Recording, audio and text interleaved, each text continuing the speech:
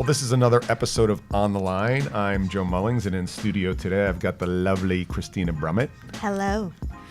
And Cristina is joining us because she sort of leads a major push here on driving awareness and interaction with the quote-unquote customer, and that's both the company and the individual in the market. And she drives some unbelievable guidance on helping people make the right decision even before they get too deeply engaged with us.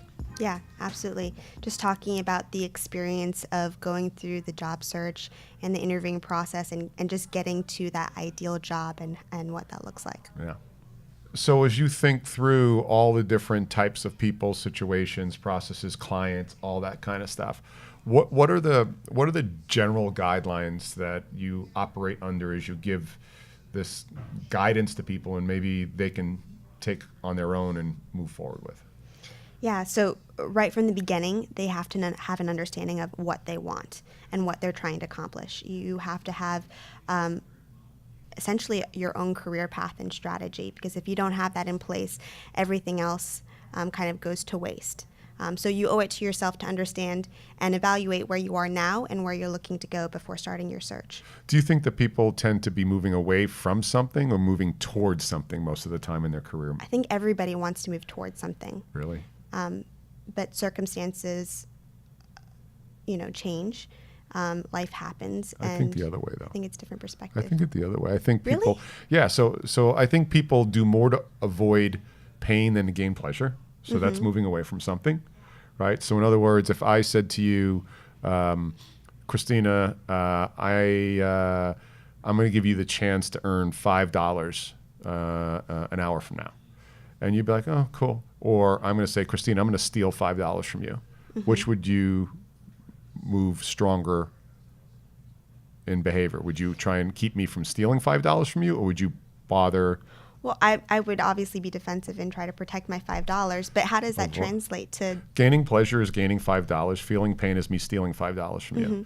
But so people will do more to avoid pain than gain pleasure. Right. But if so let's say you're looking for a job and you're unhappy with your job. Right. How does that translate? Good question. So generally speaking, my guidance is be really careful that you're not picking your next job as an overreaction to your current job. So it's sort of like relationships, right? Is if you can look at best friends, girlfriends, boyfriends, when you look from one relationship to the other and you're like, dude, you couldn't have moved further in the other direction with this new one than you just moved out of. Right. Right?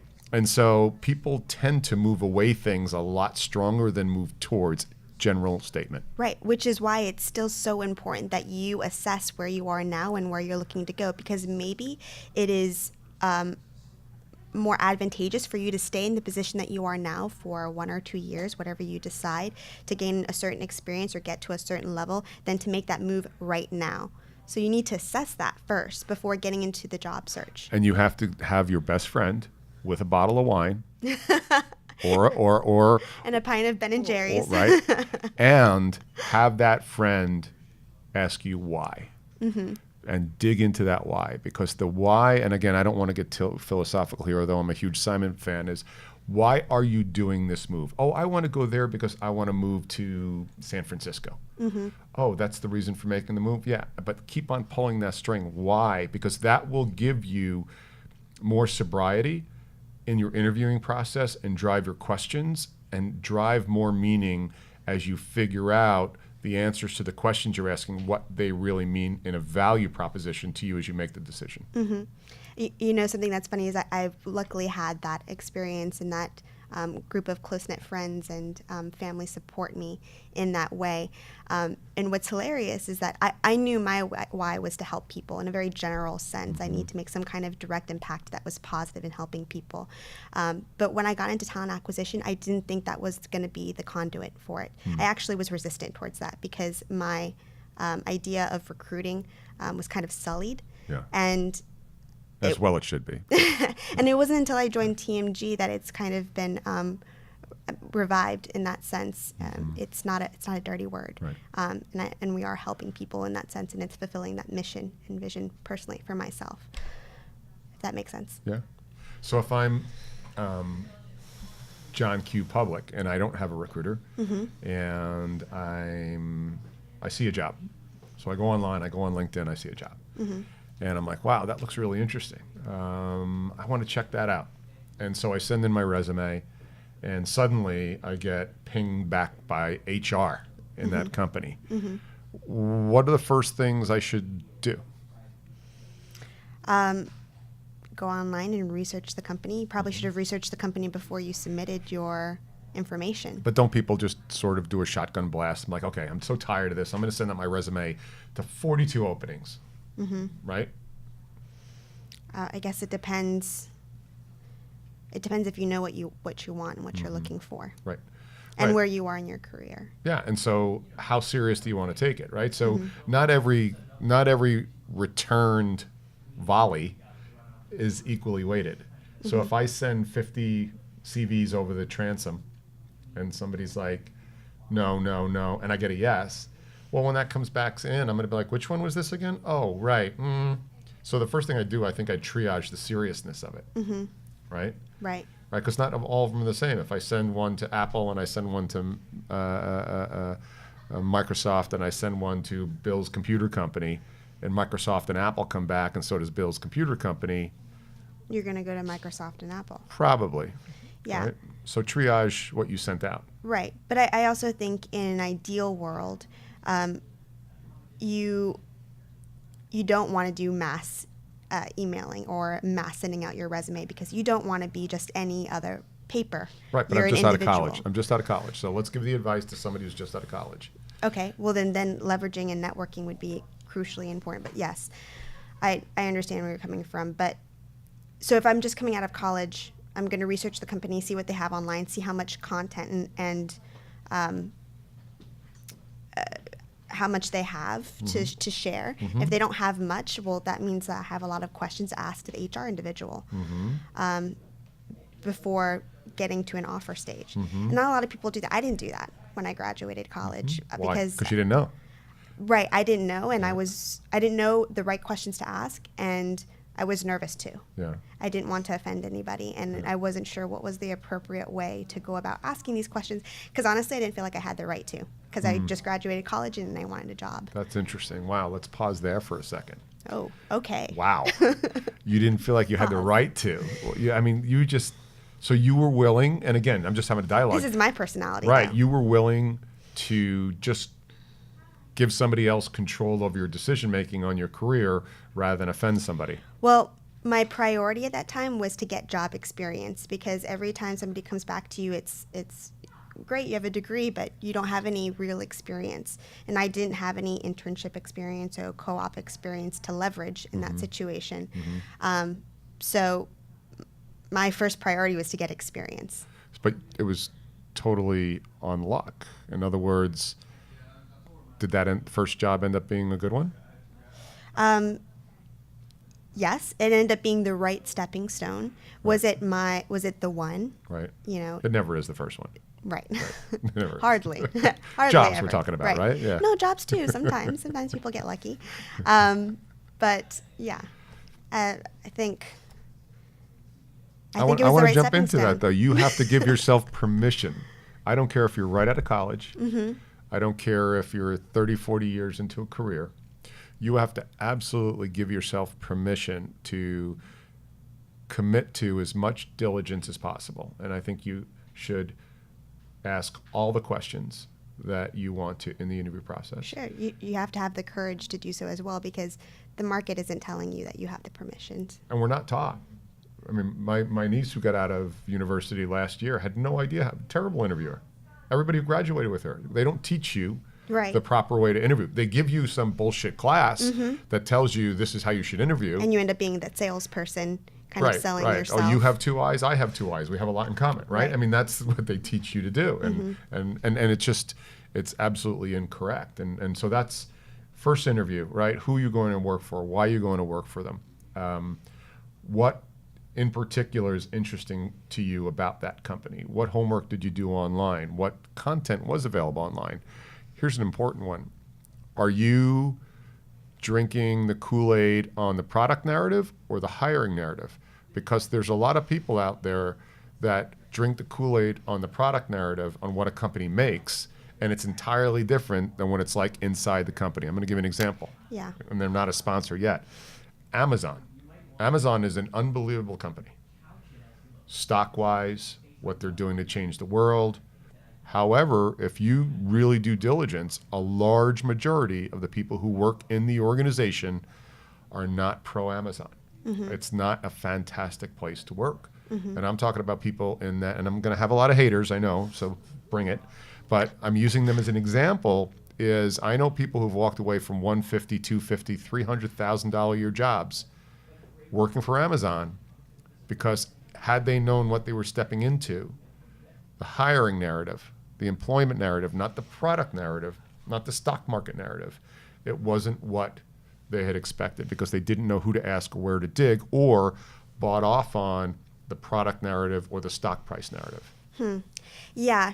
I'm going to take a little different perspective on that because I also think that a large portion, the individual needs to take responsibility in owning and understanding what they're looking for in their career path and building out their career path. And then realizing that that can change probably in 5 to 10 years based off of your experiences and seeing what you like and what you don't like.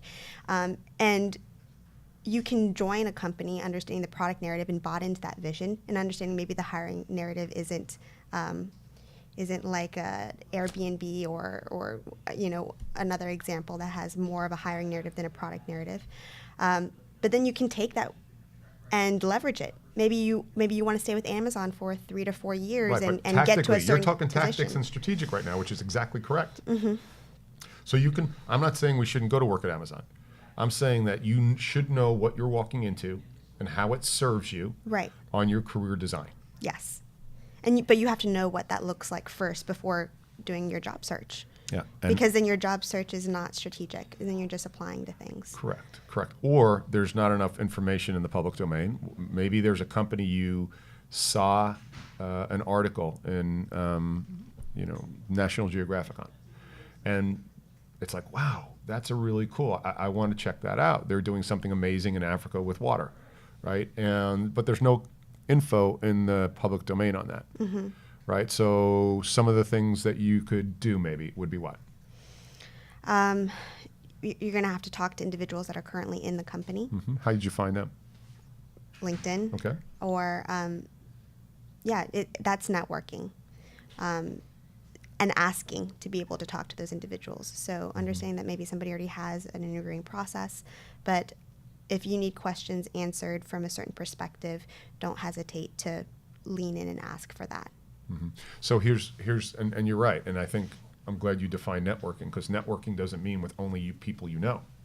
So if I was reading National Geographic magazine and I saw a company that was developing a water sourcing technology in Africa, and it spoke to me and resonated with me for at least the missionary mindset, not the mercenary mindset that I might have. First thing I would do is I'd go on Google, right? I'd go on Google and I'd look for anybody who ever worked for that company or any article ever written on that company. And then that person is usually quoted. There's usually one person quoted. And then I start pulling the string on that. And I Google that person's name. And then I Google that person and maybe that technology. Or maybe I look in the patent office, right? Depending on what I'm going after. Is this where you're becoming the mercenary? This is now I'm becoming the mercenary because I'm driven by the missionary mindset.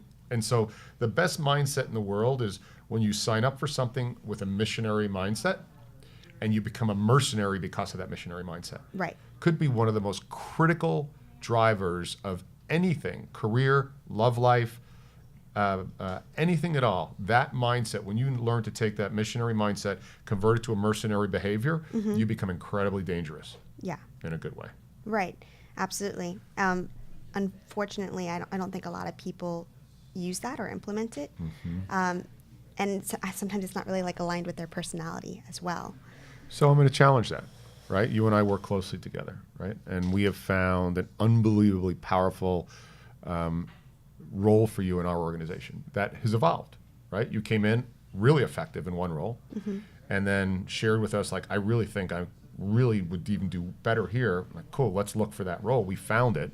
And you're you were an all-star before, but now you're an all-star, right? And that came from, and that came from you were in a mindset before that you were motivated. You believed in the organization's mission. You sort of were mercenary, but I would say same person, same personality. You found what it is that clicked with your missionary mindset. You are now undoubtedly a mercenary with a missionary driver. I mean, since you flattered me, Same person. I agree. But that's what I mean is we can use you as an example. Right. And so I'd say I wouldn't take a cop out of, oh, maybe it's not your personality. I'd say that maybe you really defined what does that missionary person look like, right? In Cristina Brummett's case, that's what it is. And it's right there and I can see it. Now I can go for it.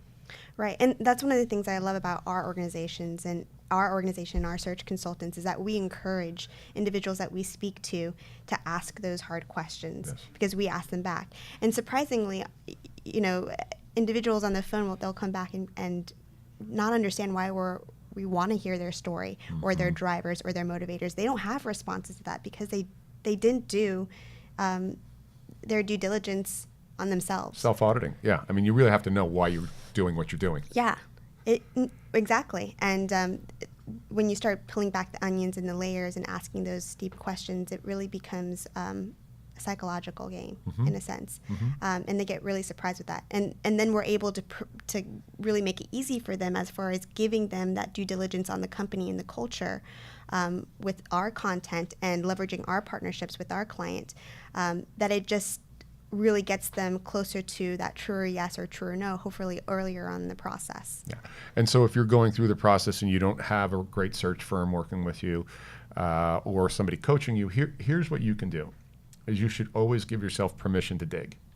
And then you should do your homework first on LinkedIn and in the public domain on the individuals and look at who it is that's leading the company, because that's typically an indicator of culture, right? And then look at what those people have done in their past. Look up articles even outside the company you're interviewing with in regard to the market you're in.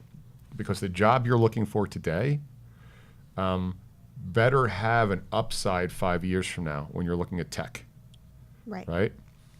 So if you're looking at tech today and it's not indexing towards maybe AR or VR, augmented reality, virtual reality, or machine learning, or artificial intelligence, and that's what your career is in, and you just don't see it on the job you're taking, you better have a reason to sit in that pocket for a year and a half. Maybe it's to go to work for an incredible leader. I don't know. Yeah. It's dependent on what your needs are at that point in time. Yeah. Maybe you're a recent graduate and your needs are mentorship. And that's what you're leaning on. And that's what it was for me in my first job. My needs were more in regards to mentorship and how I actually even got into talent acquisition in the first place.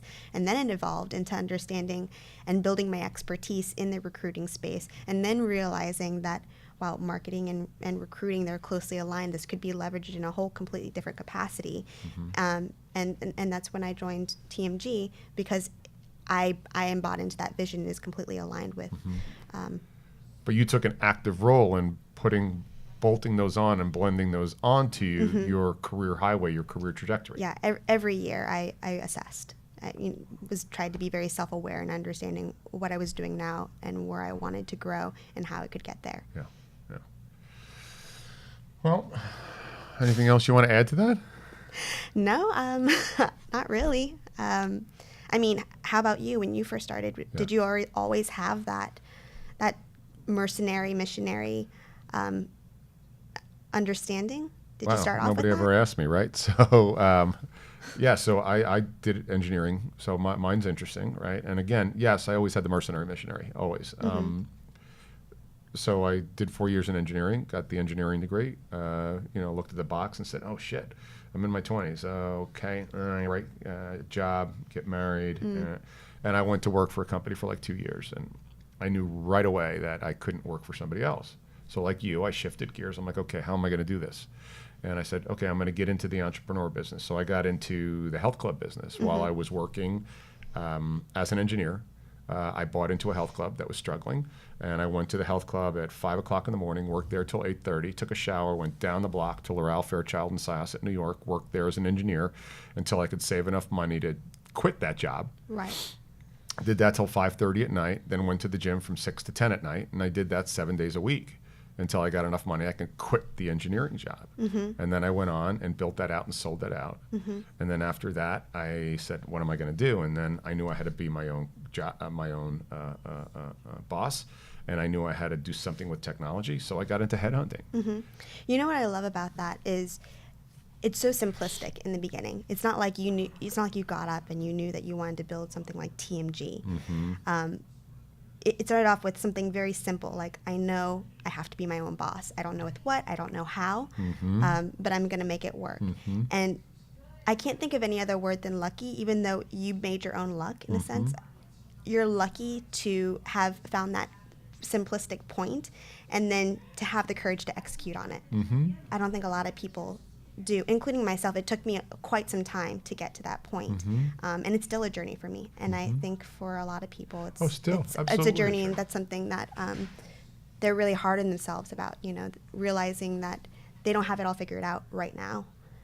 But having gratitude for what they do know and what they do like, and then building around that and taking it one step at a time. That's right. And you nailed it right there, is one step at a time. And make the big decision first, because then all the other small decisions fall into place, right? Once I realized, because it's very insightful by you, because had I not realized that I needed to work for myself, I would have continued to work for somebody else and been frustrated everywhere else in my life, right? And that's where we talk about getting that harmonization in our life, not the balance in our life. The harmonization in our life is if you make the right big decision, all the little decisions fall into place. They just do, right? Because it's like it drafts up behind it. If you pick the right person to spend the rest of your life with, all the little things fall into place. The color of the drapes, where you go on vacation, right? But if you pick the wrong person or the wrong career, everything suddenly becomes a headwind. Right. All the small things crush you. And that's why I watch people who don't have the big thing figured out in their life get crippled by all these small things on a daily basis. I'm like, oh my gosh, is that really what you're worrying about? Yeah.